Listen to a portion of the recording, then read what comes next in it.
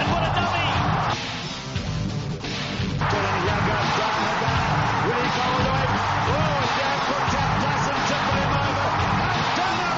Welcome back to the Fantasy Rugby Draft podcast. Thanks for downloading and listening. I'm Bruce Wilkinson, and joining me again in the booth is the man primarily made of moss, Nathan Mossman. How are you, sir?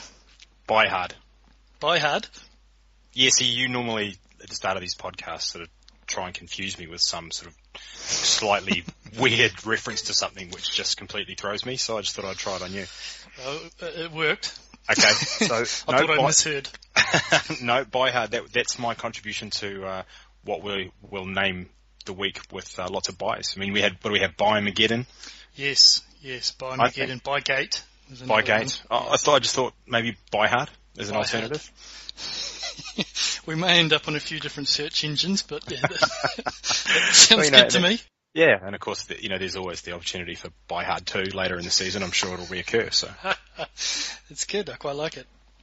How was the rest of your weekend? Did everything go smoothly in real time? Well, that's the only way to view things, isn't it? In real time, absolutely. Yeah, I mean, in slow motion, things seem different. It's not like we have any technology or anything. No, I just prefer to run things at real time and just guess what's happening. Indeed. We're recording this Monday, March 14. We're going to review Gameweek 3 and see how everyone got on in ByeHard. Then we're going to cross to the free agent desk and have a look at some guys that you might want to pick up on the waiver wire for Tuesday night.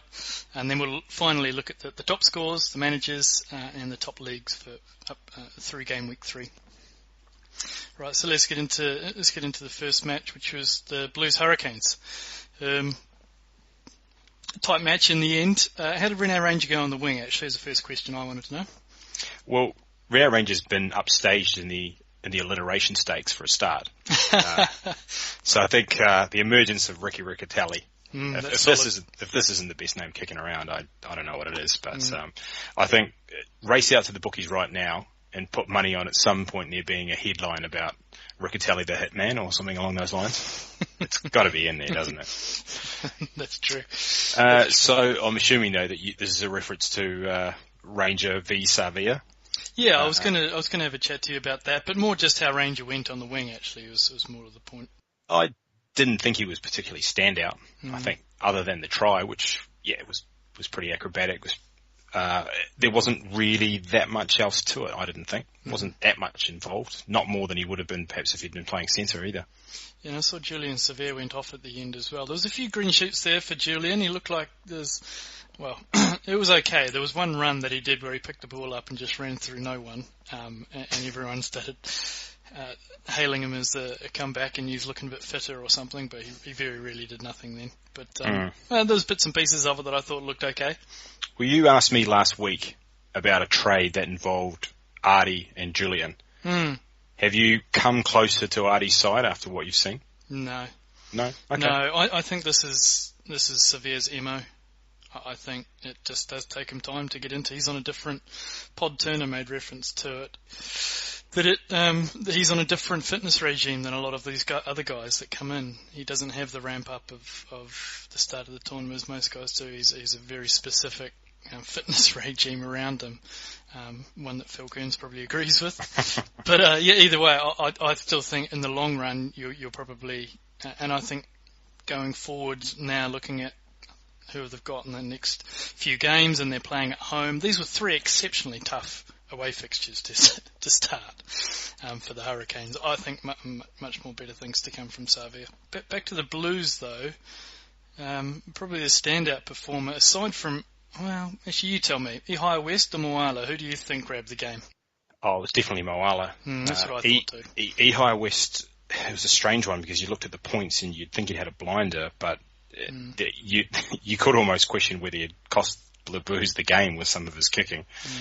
It's another thing I think we need a term for, whereas a guy you're watching in real time, I think it is real time, so to change that, you're watching live and doesn't appear to be having a particularly great game, but is putting up big fantasy points. So we need a term to define that one, I think, as well. And I think this was the case here, but Moala, he looked outstanding.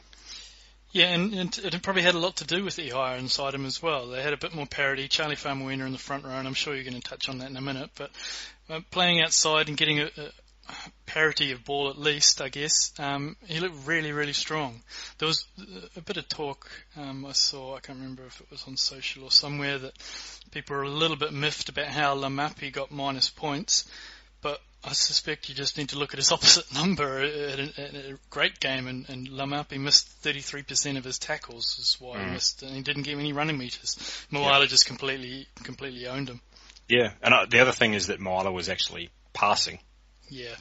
It's almost like he'd been instructed to, perhaps, or perhaps the word had got to him that you need to distribute a bit more, and he actually did. It's not a natural occurrence, though, for him, isn't it? It looks like he's trying to solve a Rubik's Cube while he's doing it, right? Yeah, definitely. Yeah. It's not Bernie McCahill. No, there were a few ropey ones.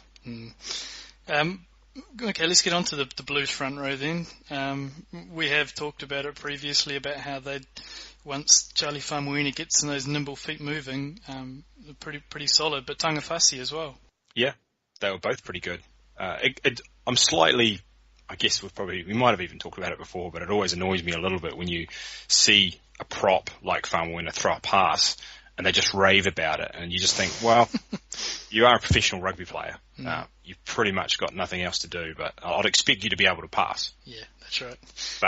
But Faumuina does it well, and he offloads and he beats players, and like you say, it's not just him, it's Tangawhasi as well. So as a front row, I think they should be right up there. You got your red alert klaxon available for Bowden Barrett, or are you just one of those things, derby matches, 3 tough games, playing at home next? Yeah, that's all there is. I mean, he's got the pedigree.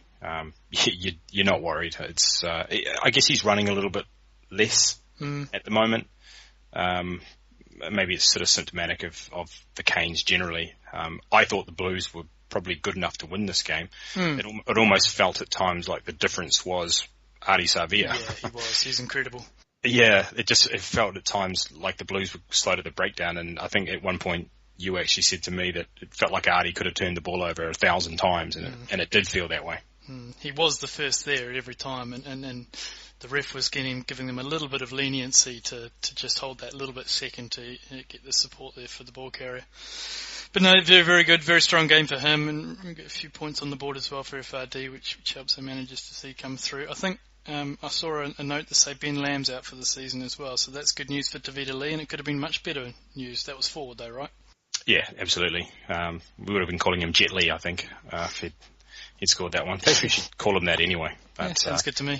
Yeah, no, it was good. And I like the gold tooth. Hadn't seen that before as well. That's very gangster.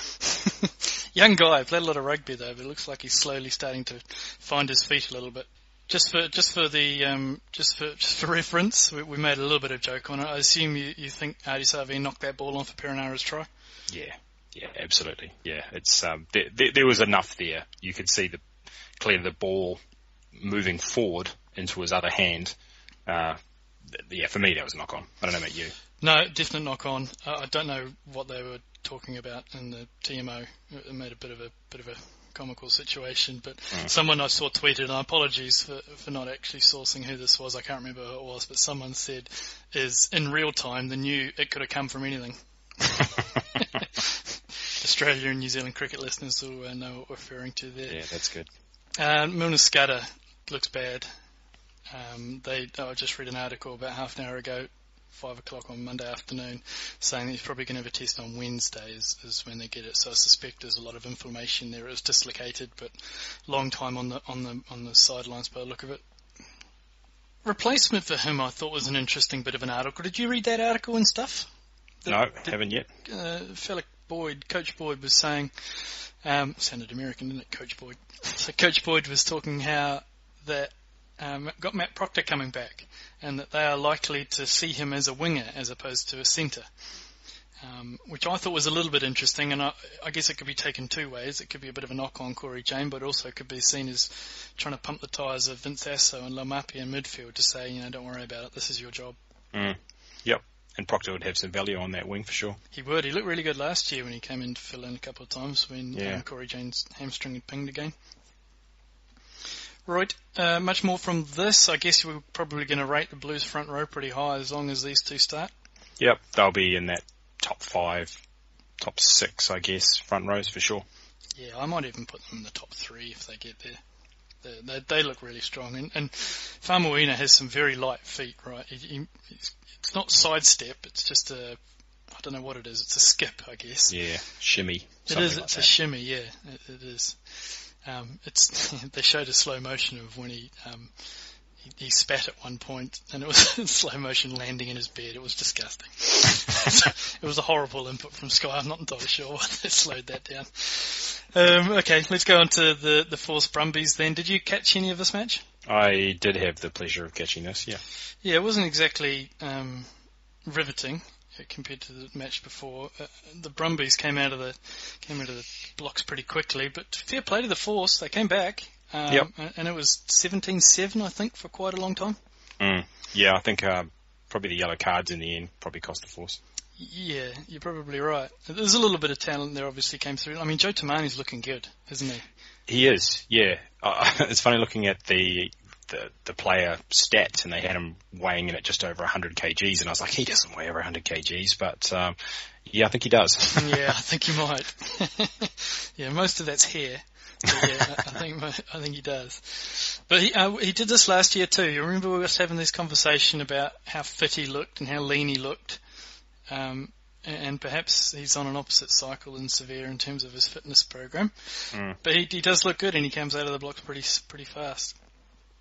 There's not a hell of a lot of scoring in this match, mainly due to it being what we referenced the other day. Is these derby matches are invariably quite tight.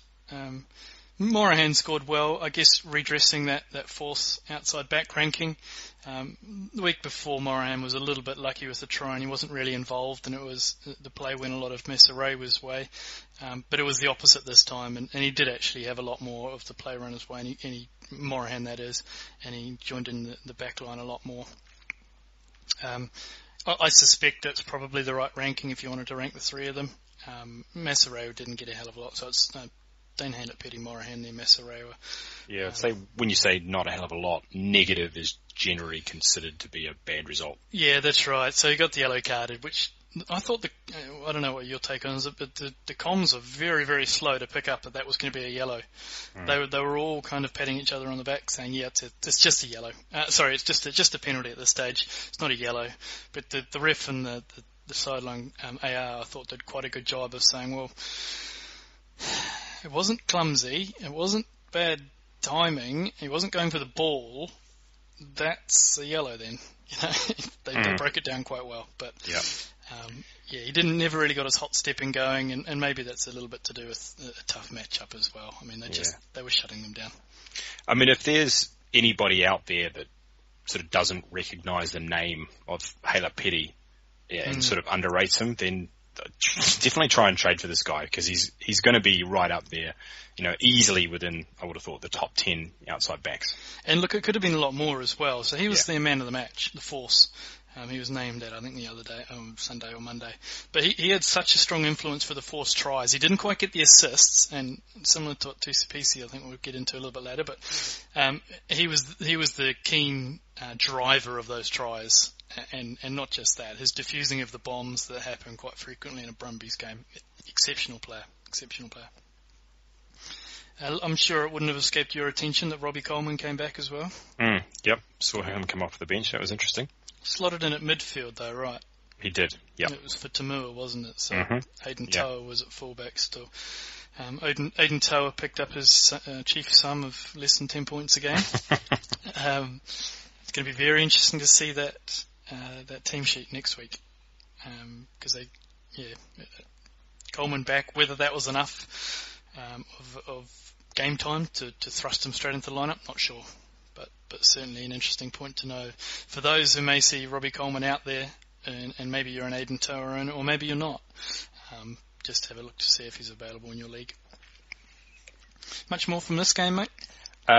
Probably just the fact that the Brumbies front row, so Stephen Moore is just constantly on the back of that driving more, and they go to it constantly. There was a point where they were, I think, only maybe 7 or so points ahead, a small margin, and they were still kicking for the corner. They weren't taking the goals. Yep. And they stuck with it. They kept going at it. I think they might have had 3 shots at it in a row. Yep. So it's just a big weapon for them, and Moore's going to be the guy. So you're going to see a lot of this. Yeah, and I guess when you look at knocks a little bit of value off Lealiafano, but I guess he's going to be kicking conversions anyway, so knocks a point off. Yeah, that's right. Highlanders Lions. Liam Squire got pulled late for that match. I've got a little note here that I said that I might make a rule now where if you're coming back from injury, I need to see you play first before I put you in my lineup. I just get this feeling we've seen too many of these players pulled. Now, I'm not sure that's the case in this match because I believe he was sick. Is that what you heard? I didn't hear anything, actually. Yeah, I believe he was sick as opposed to being injured. But okay. Which is, I guess, a little bit concerning when he had a concussion 2 weeks ago, or went through concussion protocol 2 weeks ago. But that's a rule that I'm thinking of instigating now because I've just seen too many players pulled. Yeah, it's a fair call. I think there were plenty of guys that were scratched this weekend. I'm not sure that applied to all of them. I know Sanders, I think, was pulled. Mm-hmm. Tamati Allison was scratched as well. I don't think that injury was necessarily a factor, or a previous injury was a factor in those ones. But it's a real coach killer as a fantasy coach. That is. It's only a matter of time before. Well. Let's see. But let's hopefully Sanzar start to get a little bit formal around their injury diagnosis and what needs to be released to the press and what needs to be released in terms of they have designations in America, for instance. They have doubtful, possible, probable, and those all mean different things in terms of the ways that players have trained, and they have to fully disclose everything. At the moment, Liam Squire was sick all week apparently. So, we didn't get anything of that in the paper, and he was put in the starting lineup. So that's helpful. Yeah, exactly. It'd be nice to know that type of information, and I'm surprised that a lot of gambling houses or betting houses haven't raised their voice a little bit stronger yet. But back into the match.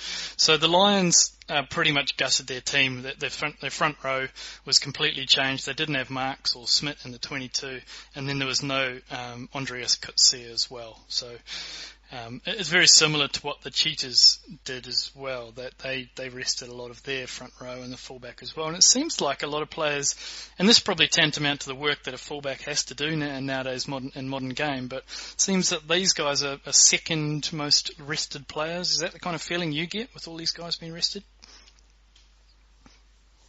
Can't say it was something that I've noticed. Yeah, I've seen it a few times now where front row and fullback gets rested, but look, it was a bit of a killer for this match because we liked a couple of players in this match, but changes like this just turn everything upside down. What did you make of the game in particular? That the Highlanders just too big for the Lions. Interestingly enough, the Lions had 60-odd% possession, didn't they? Yeah, just didn't do a lot with it. There was a lot of correlation between this game probably and the Hurricanes Blues game, just in terms of one team, doing enough in terms of securing position, but just not being ruthless enough and just getting hit on counter-attacks and, teams that can punish mistakes. And I think we've seen it this weekend from Highlanders, the Hurricanes and the Chiefs as well. Just so dangerous. Yeah, that's right. They just looked a bit disjointed, didn't they? They didn't, as you said, didn't do much with the possession and didn't really have much cohesion. Now look, they had some significant injuries in their midfield as well as the fullback being dropped, which I thought was really interesting. You've already got Lionel Mopo and Vorster out. It just seemed a bit of an interesting one that Coetzee dropped either. And I just think that the Lions weren't just in the frame of mind. He already put them on the plane by making that team sheet. I thought it was a bit of an error from Ackerman, who I've been pretty strongly an advocate of up to this point. Players in particular that played well, I guess, Matt Faddis.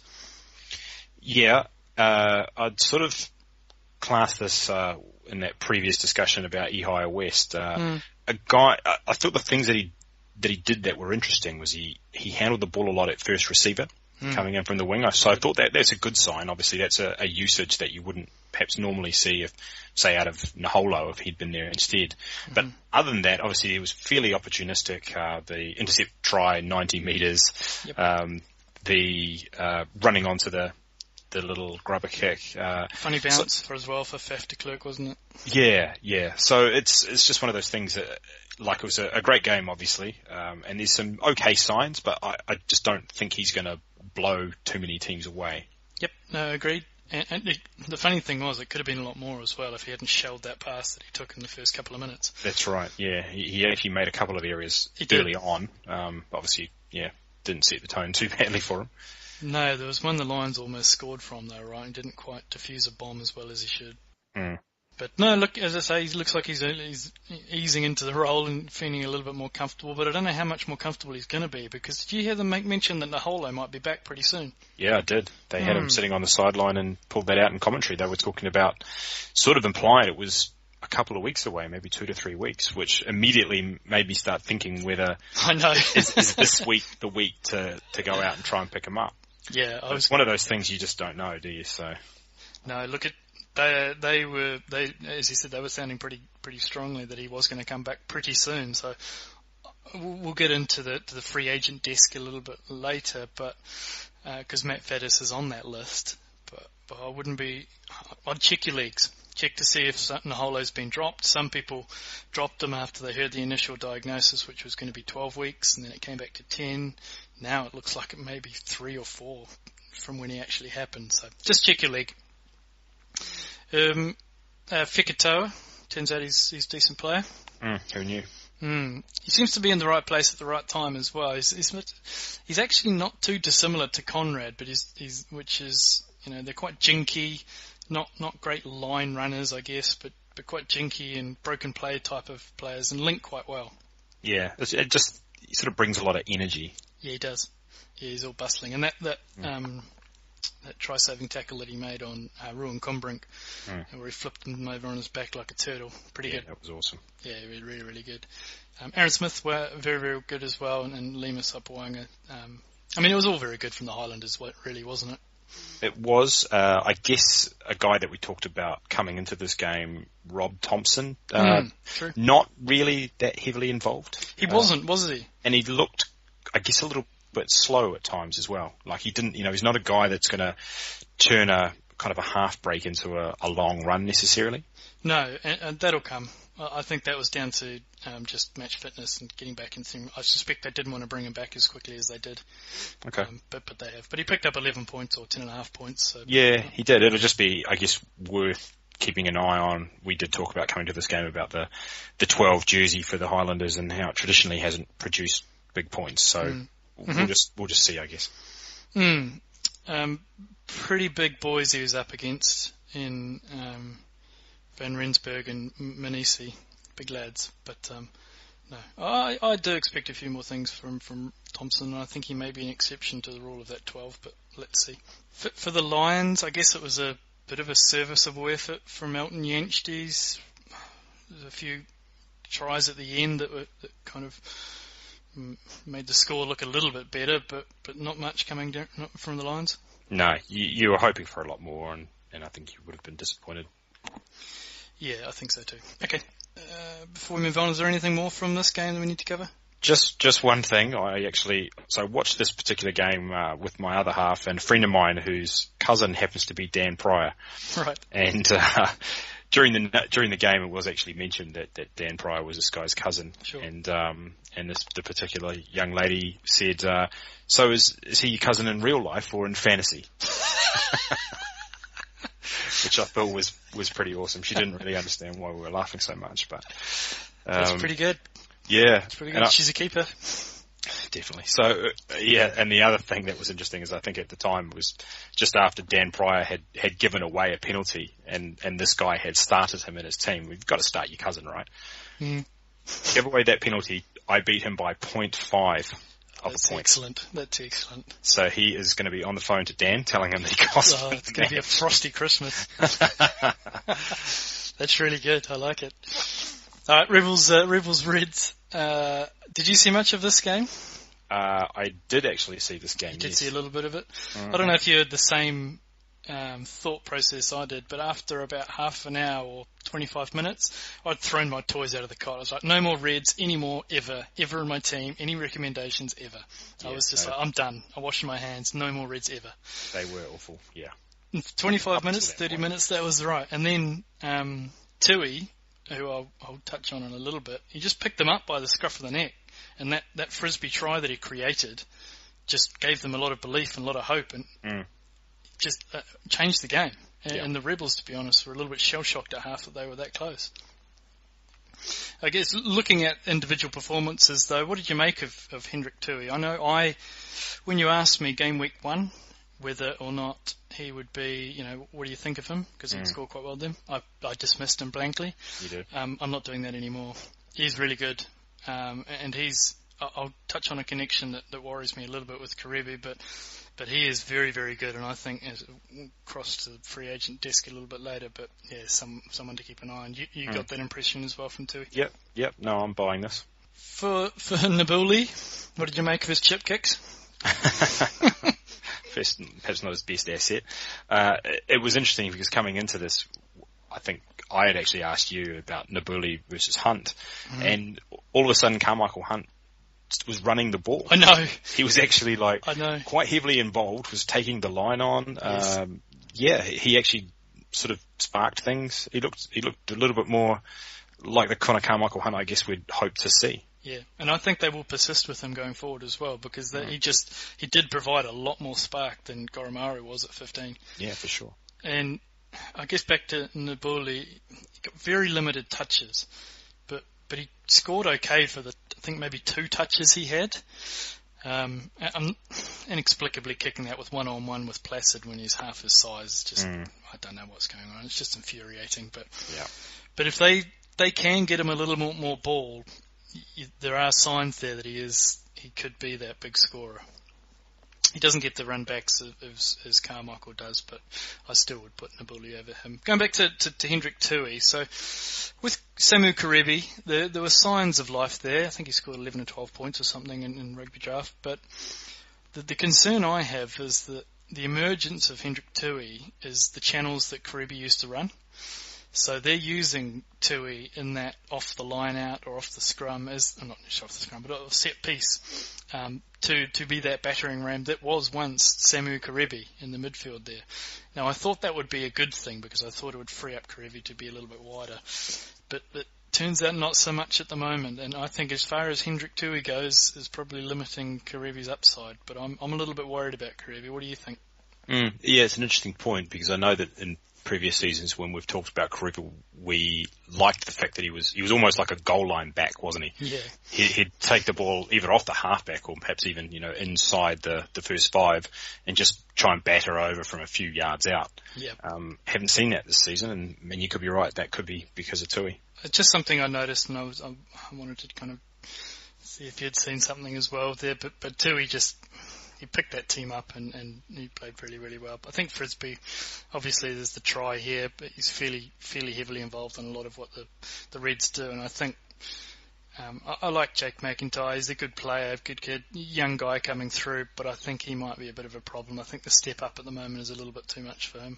I'm not sure who they have in reserve. Sam Green, I think, is another one that possibly could come on there, but he just doesn't seem to be finding his feet in there, and he's got some good players outside him that he's just not getting the ball to.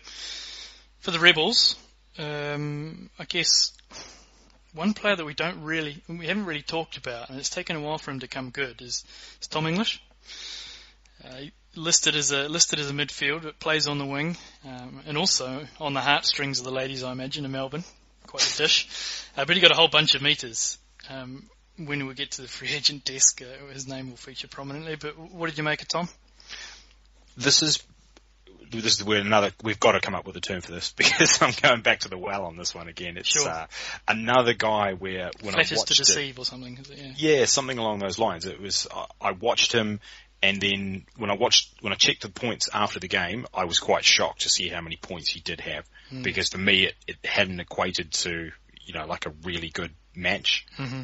So it's just one of those things. Obviously, hey, it's fantastic if he's getting the points and he's in your team. But for me, it didn't seem to have translated from a solid actual performance in the game. I'm not saying he was bad, but I just didn't think he was outstanding. So yeah, I guess it's one of those things. We'll just see how he goes. Could we call it a Kardashian? So Could we call it a Kardashian? And hear me out. So when you see a photo that she puts up, or you see her posting something, you look at it and go, whatever.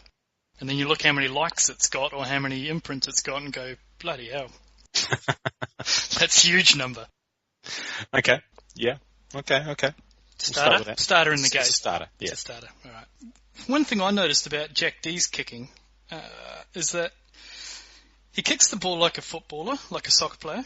And he hits it like on the top of his foot, kind of like Ronaldo does, not on the side as most traditional kickers do it. He puts his laces through it, which is probably why he kind of runs so hot and cold, because he relies on his eye and not his like biomechanics or anything like that. Right. I don't know. It's just he looks like he really just he thumps it. You know, Trying he really hit it on the valve. Yeah, exactly. And this week he was really good. He was very accurate and got a lot of points that way.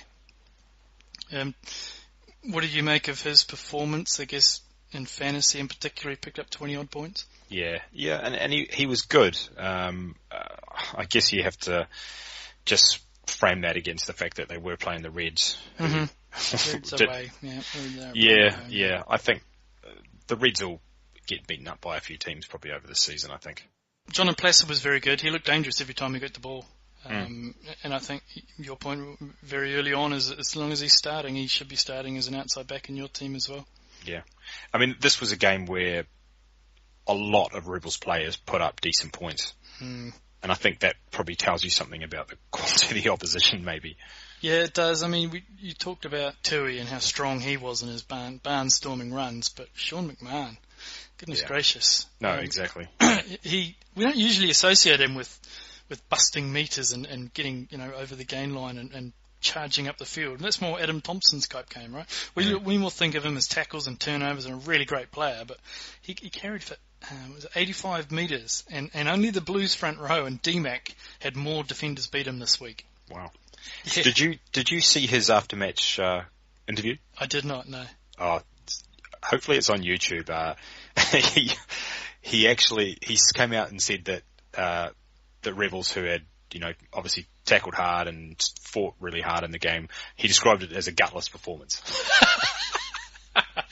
And he tried 3 times to get the right word out. Right. He wanted to say it was gutsy. Yeah, sure. And he couldn't do it. And he just said, no, it was gutless. He took a bit of a blow to the head. I saw he had a black eye, so I wonder if there's concussion protocol at that point. Oh, maybe. It's quite funny, though, just watching him just chewing on the word, trying to spit it out, and then finally just settling on gutless. That'll be a good one for the court session later in the year. Yeah. Anything more from this match? I don't think so, no. No, all right. Let's move on to the Sunwolves and the Cheetahs. So they closed the roof on this. It's open at both ends. It did set up as we thought it would. Very open game, very frenetic game. I touched on it previously, just with the team formations. We didn't have the Cheetahs at that point, so they changed out their whole front row as well, and Blumenkeys at the fullback as well. For the Sunwolves, TCPC was pretty good. He set up the 2 tries, and just like Dane Haylett-Petty, he had a big footprint all over both of his a lot of those tries, I think. Yamada's first 2 certainly, but he just didn't quite get the assists. So I think on another day he could have got another 8 points easily. Do you catch much of this or see any highlights of this? No, I didn't see any of this. So there's looking just at the score and the scorers. Yeah, there's some intriguing names in here. Mm-hmm. I'm sure you'll tell us all about whether some of these are repeatable. So looking at Yamada. Yeah. He was good. He did exactly what I would expect from a winger. He finished off opportunities when he had half chances, 3/4 chances, and he was really good in the right place at the right time, sniffed out. So I think, as long as you play the Cheetahs every week and the Kings every week, then I think Yamada is a solid play. But he's competing for that third outside back position in your team when there's no buys. I think he's a good player. One player for the Cheetahs that I think people, if you don't necessarily watch the game and maybe you're just looking at fantasy points, is Daniel Murray. So he's actually listed as an outside back, another one of Opta's strange decisions, because I'm not sure he could run further than 15 metres without being, well, let's say, a little bit gassed. But either way, he was really good. He took the line a lot, and he obviously started at in place of Fred Zerlinger. Fred Zerlinger came on at half-time when the Sunwolves were playing very, very well, and the Cheetahs just looked all at sea. He came out and played at 15 and provided a little bit more direction, and the Cheetahs kind of came over the top of them in the end. But I wouldn't be rushing out to pick up Dan Murray. First of all, I'm not even sure he's going to start. He's the fly half. I think Fred Zerlinger is probably the fly half in that team. What about his brother Neil? How do you think he'll go? Is it Neil Murray? It is. That's okay. This is going to be just another one to add to the litany of butchered names that you come up with on this podcast. Well, so that's very interesting. The reason it's interesting is because his name's actually Daniel, but he's been called Neil. It's shortened. But I didn't know that Neil was short for Daniel. Did you know that? I don't think it is it? No, I don't think it is either, no. Because it's spelled differently, right? It's N-E-I-L. Yeah, I before E, yeah. Yeah, exactly. So someone mentioned on Thursday when the team names came out, they were like, oh, so where would you put Neil Murray? And is he good enough starter as an outside back by himself? And I was like, Neil Murray? So I did a little bit of looking on the site. Couldn't find him. I was like, yeah, of course, Daniel Murray. Yeah, of course. Yeah, so I don't, he's not going to start. So I think Fred Zerlinger is probably going to be put back in there, and Clayton Blumenkeys is going to be the fullback. Samoa's front row was fairly decent.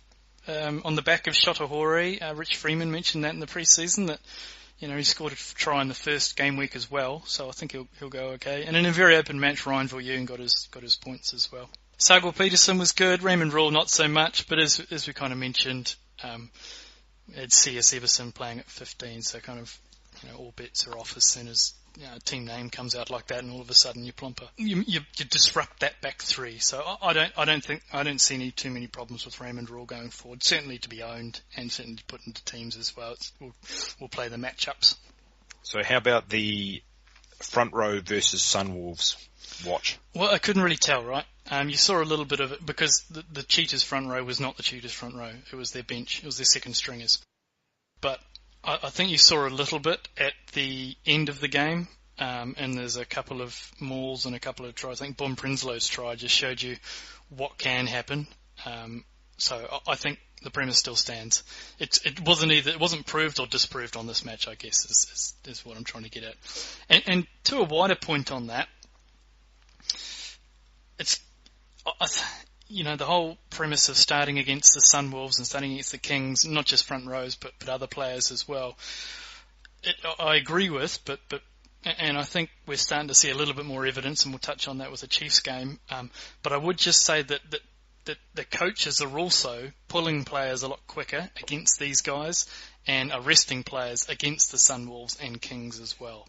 So if we don't have a team sheet on Thursday night, just be aware that there is an outside chance if you're playing the Kings or the Sunwolves that potentially your coach will see this as some points that they can pick up whilst resting a few players. So, yeah, as I say, not proved or not disproved, but you saw it at the end in Prinslow's try. They just cut through them like butter. Was there any more from this match in terms of fantasy players that we had questions over that we wanted to dig in with? No, I don't think so. Holy moly was disappointing. He was a little bit. He was involved. He was involved quite a lot, but it wasn't one of those. I mean, I think a few folks had started Carl Wagner as well with the Cheetahs on bye week when Whitelock and Skelton weren't around and Jonas Kirsten wasn't around. Never really came to it either. It wasn't a great weekend for Glocks. Right, on to your beloved Kings. How did they go against the dirty old Chiefs? The chefs cooked up something special here, and I think this. We talked about the non-derby games that we liked over the weekend, and this was the one that hit pay dirt really.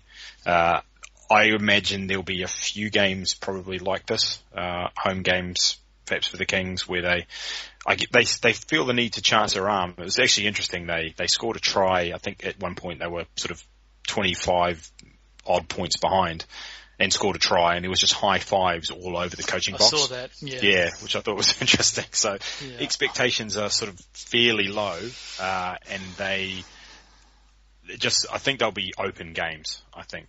they'll be cheered on by the home crowd, and they'll feel the need to chance their arm, and there'll be opportunities to counter-attack, which is what the Chiefs did, and did it well. If you were redrafting again today, would Damian McKenzie be your number 1 overall pick? Yes. You'd be mine too. And another question from Carrick Massey on the Facebook. If Damian McKenzie wasn't taking the kicks, would he still be a top 5 outside back? And I'll let you think about that for a second, but if you literally just removed his points in game week 1, he would still have 22 out of 46. In game week 2, he would have 26 out of 38. And in game week 3, he would still have 27 points out of the match, out of 44 that he got. Which for me makes him a top 5 outside back. Sure, absolutely it does. Yeah, those are Israel Folau type numbers. Consistent, right? 3 games in a row. No, absolutely.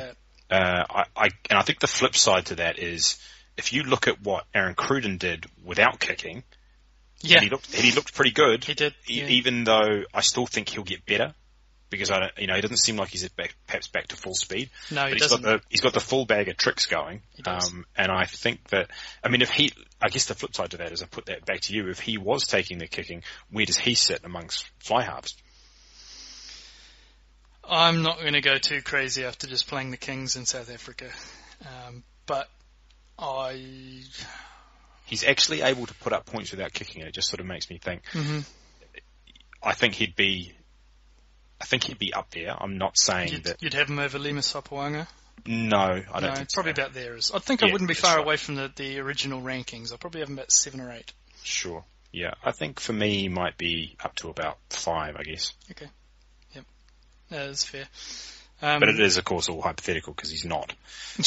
But that's right. Yeah. But this is kind of a sort of Damocles situation hanging over it here, where you're not sure. We suspect at some point that's going to happen, but we just have no idea when. Yep, I agree. Damian McKenzie's just immense. It's just so much fun to watch. Yeah, he's great. Chaz Ngatai, another good game. Yep.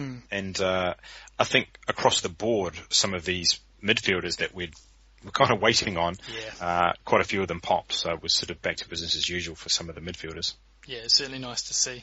The Fish, probably, I think if he'd had one more game, he would have ran the length of the field. He got run down, but scored a try at the end that was fairly straightforward, to be honest. But he wasn't massively involved, was he? But he took his tries well, and he looks good. Looks the goods. That's right. Yeah, I mean, as you said, wasn't massively involved and probably a little bit short of a gallop. So to still put up those kind of points, I'm sure there'll be good games coming up for him as well.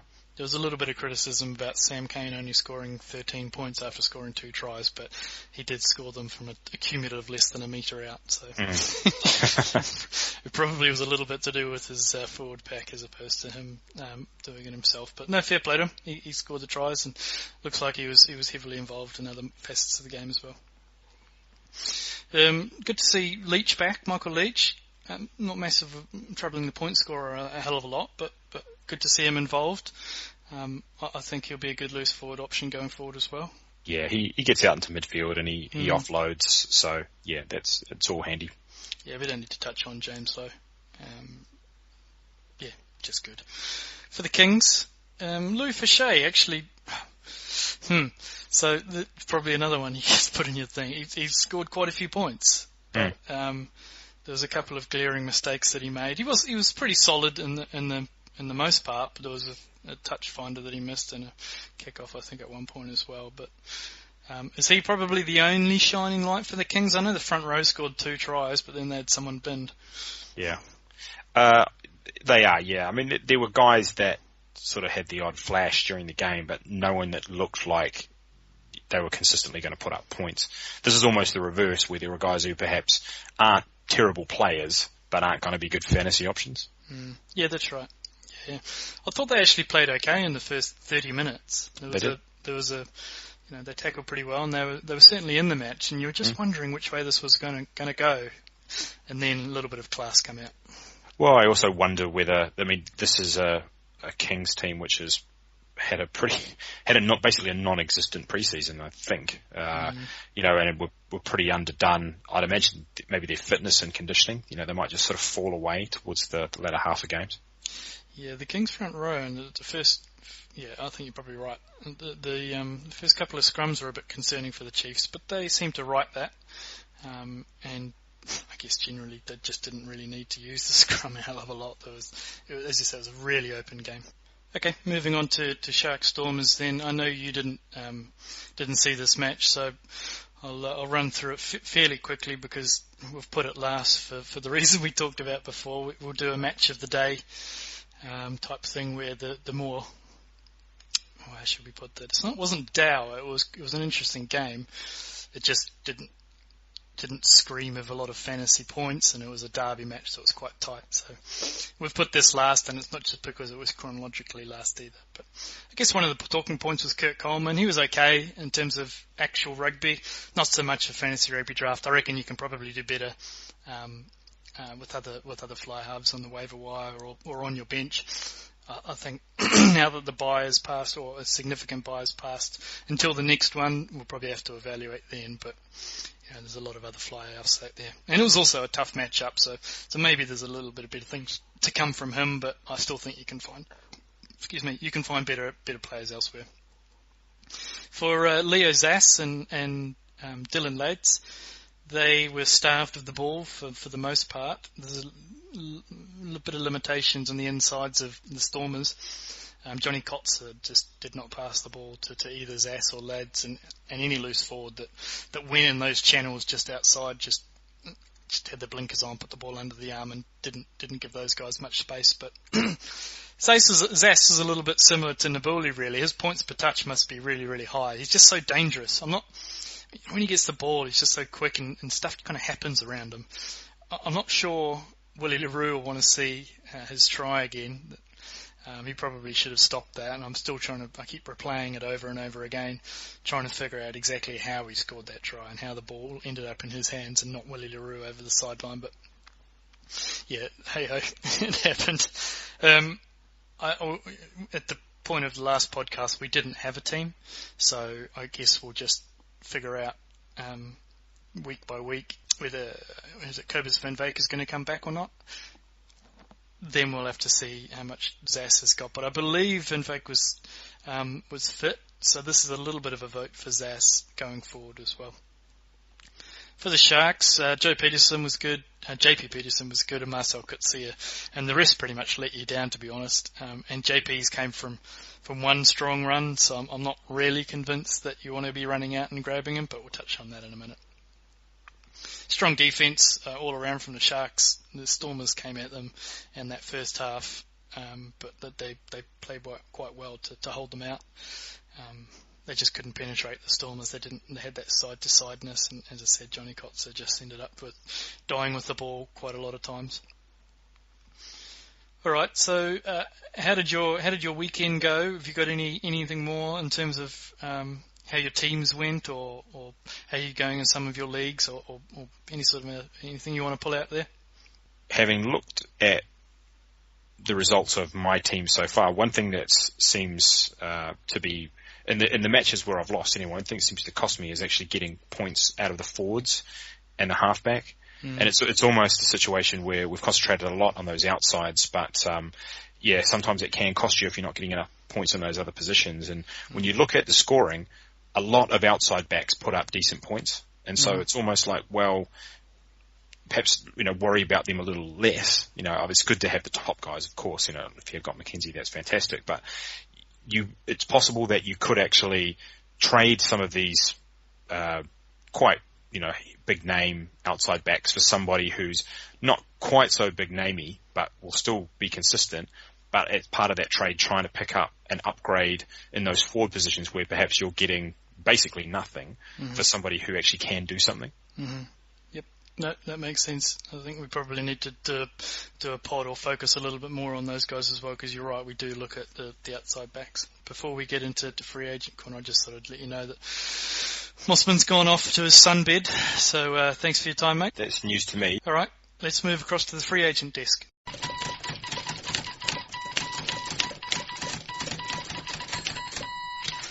For those tuning in for the first time, what we try and do here is the waiver wire runs on Tuesday night.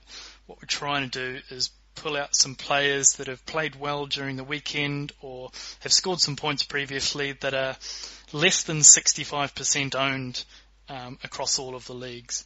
Now, we say 65. Most of the players that we actually recommend are probably less than 50% of leagues. So we try and say that they'll be available in your league anyway. And those, just to clarify as well for those who aren't listening for the first time, but Monday is around advocating players that you should add to your squad. Thursday's more around looking at the matchups and deciding whether they should go into your starting lineup. So we're not advocating on Monday that these players should be putting a starting lineup, but these should be rostered and then evaluated to see whether they should go in on Thursday based on matchup, team selection, weather forecast, spanners in a sitcom, call set and all that kind of stuff. But so the top of the list obviously is Daniel Murray or Neil Murray. I'm not advising that we should pick him up. He probably won't even have that starting position for much longer. I would have thought I'd go Fred Zelinger back into that. So there's 4 players on this list. So Yamada obviously scored 36 points. He's only owned in 10% of the league. I think he should be owned. I'm not 100% sure I would burn my waiver wire number 1 if I'd been holding on to it for a couple of weeks, but I think he should probably be owned, and you can see that in a kind of open match like this that he's got quite significant value because he finished well. Tom English, he's only owned in 22% of leagues. I probably would prioritise him as the guy that I would pick up. I think even though that he is playing the Reds, we have seen his body of work before last season and even the season before, and he's listed as a midfielder as well. So there are a few midfielders coming good, but I still think that he is probably certainly someone that you should have in your starting lineup. Sorry, not in your starting lineup, in your squad. Leo Zass is still only 44% owned. I just think that even though there's a bit of a risk of Cobus van Wyk coming back, he probably will get game time as well. So I think he should be at least rostered just on the off chance that he does start every week. And the other guy we talked about as well is Hendrik Tui. He's only owned in 39% of leagues. I would get him into your squad. And other players on the list that I'm on is Matt Faddis, Ryan Viljoen, Tusi, you could do a lot worse. And we talked about Kurt Coleman being a bit limited, but Tusi played well in this game and previously as well. I think he's probably a better backup than Kurt Coleman.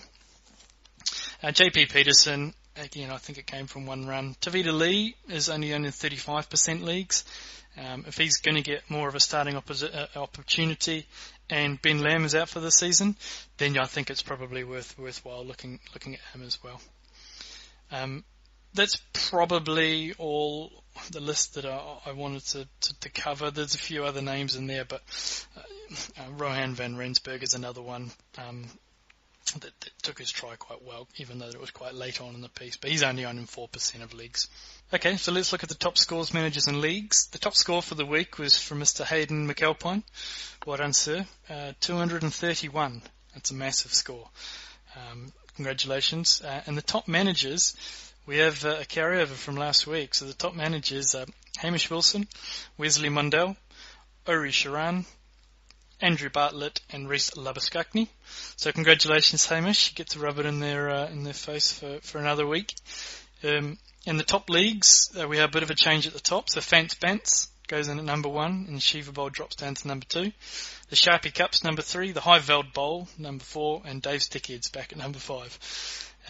So congratulations, Fence Bants. Good, obviously a good all-round knowledge of the fantasy and also a knowledge of the rugby as well. Congratulations. That's probably about the time we have for today, now that Mossman's gone off to get his nails done. A little bit of admin. You can follow us on Twitter at Fantasy Rugby Draft. That's Fantasy RUG Draft. Or on Facebook at Fantasy Rugby Draft. Or drop us a mail at support@fantasyrugbydraft.com. Mossman's on at Nathan Mossman. Keep the reviews coming in. Keep the questions coming in. We love them. The start sits later on in the week. We'll have that as well. And we'll post all the team news on our Facebook page. Thanks for downloading and listening. I'm Bruce Wilkinson. He's Nathan Mossman. Oh, I think just with the uncertainty, it'll be Natai. It probably would have been Natai anyway, to be fair.